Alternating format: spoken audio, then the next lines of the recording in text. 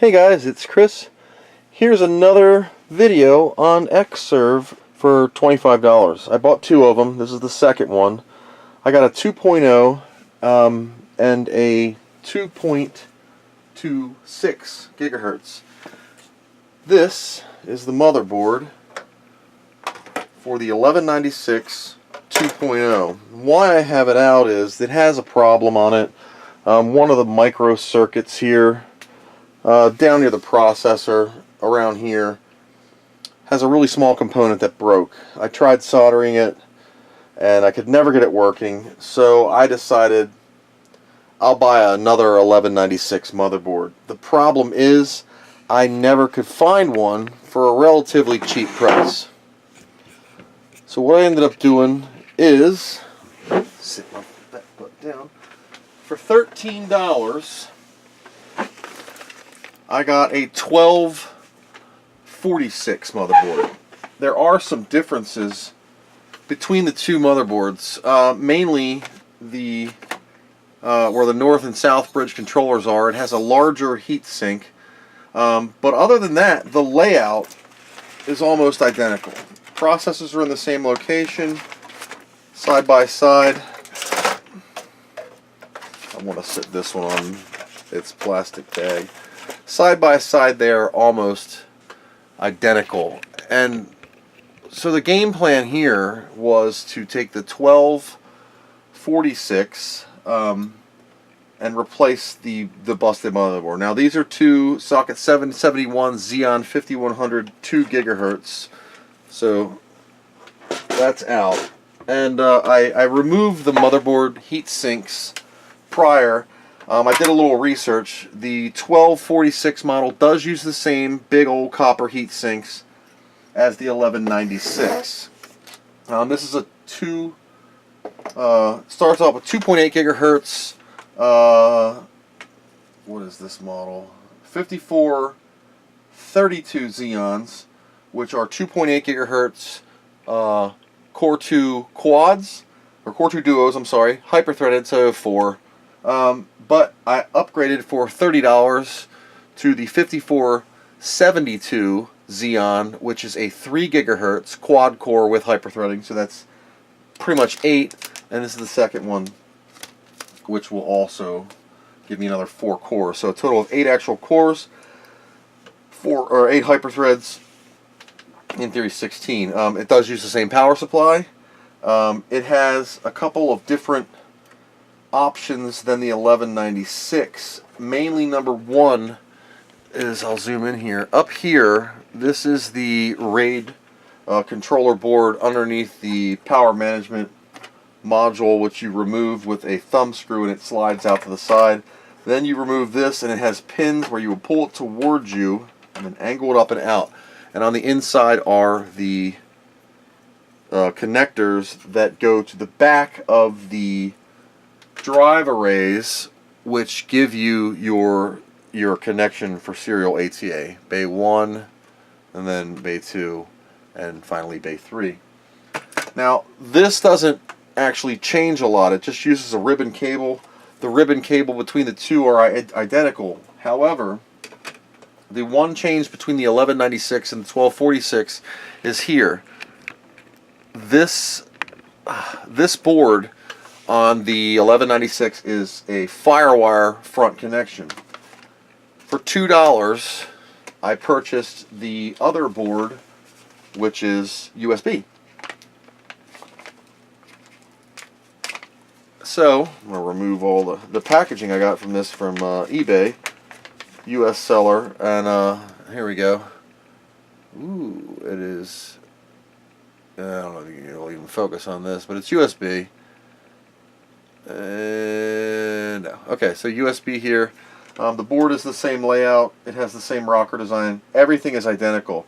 The cable, everything will just go right in. This is the motherboard side. I'm not going to bend these out of the way, but it's the same cable. So there's nothing I need to do on this one.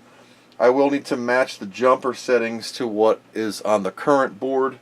And I might even have to Dremel out the FireWire port to accommodate the USB, because the FireWire port has a little round end I don't think I'm going to have to do that, though. I do believe that it will fit. So what I'm first going to do is cut real quick, and oops, excuse me, and I'm going to clean out this this board here on the baseline, the base of the chassis, sorry, because I don't know if you recall before, but a cat, I think, peed on it, because there's a little bit of markings here, and I noticed like a funky smell, and my cat was like sniffing all over it when it was on the other side, when I was getting them both ready and testing out the the servers, and he kept smelling this one.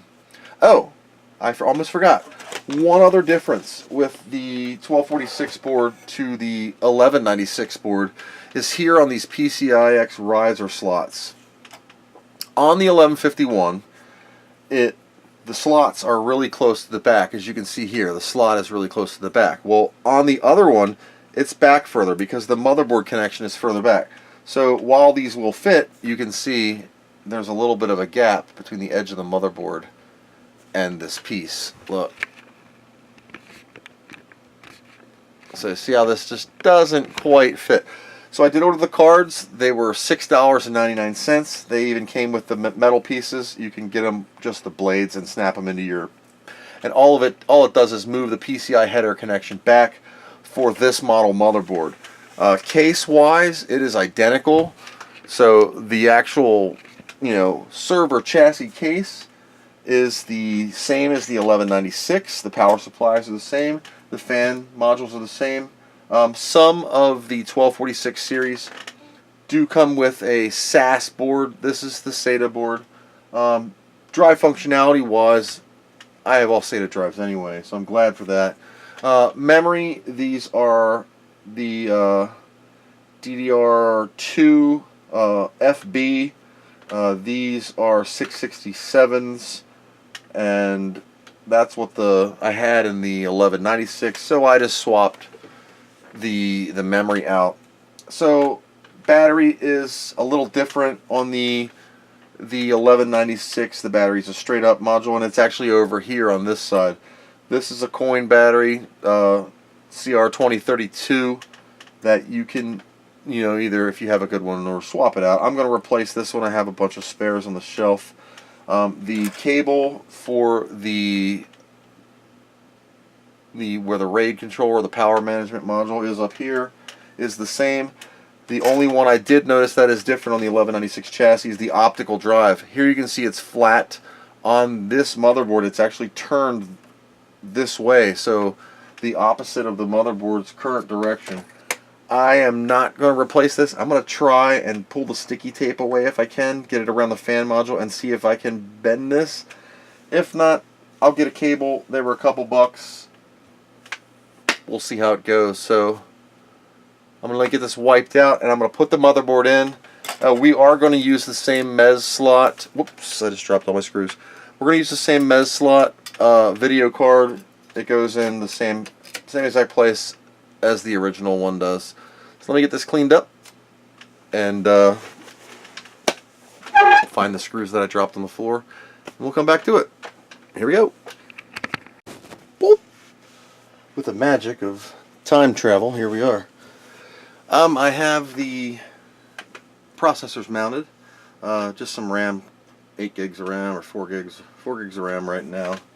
And I did put the USB board in, but like I said, I have the Dremel out the front, so I just left the FireWire board in, and it is working.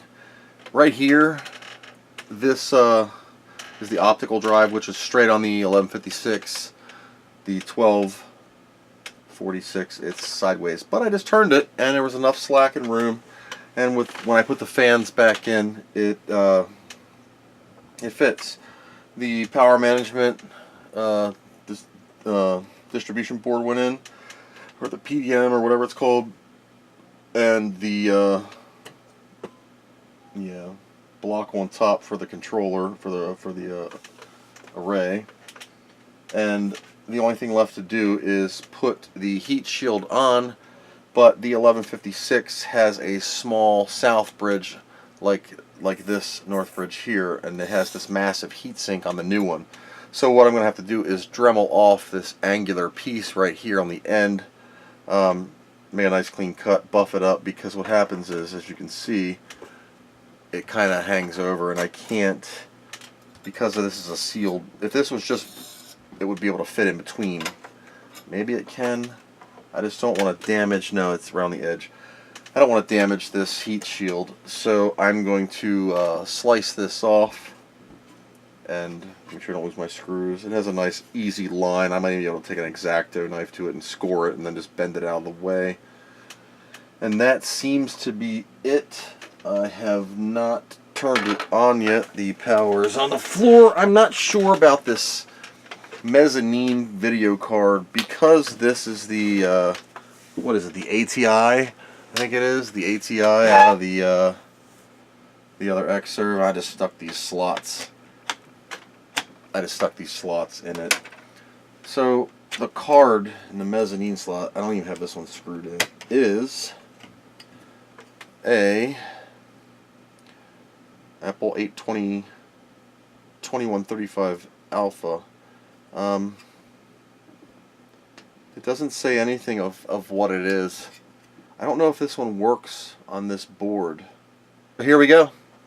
I'm going to power this up, and it probably won't post. I will probably have to reset the SMC. I think there's a CD stuck in this one still, but I do have a cloned drive. I have a drive that is a copy of my other server, which I will stick in now.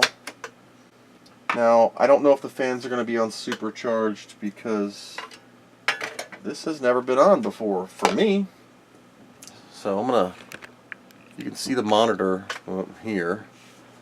It's on this monitor, and is the monitor even on? Okay, green lights on the monitor, powering in, pushing button. Pushing button. Whoop, just sucked something in there.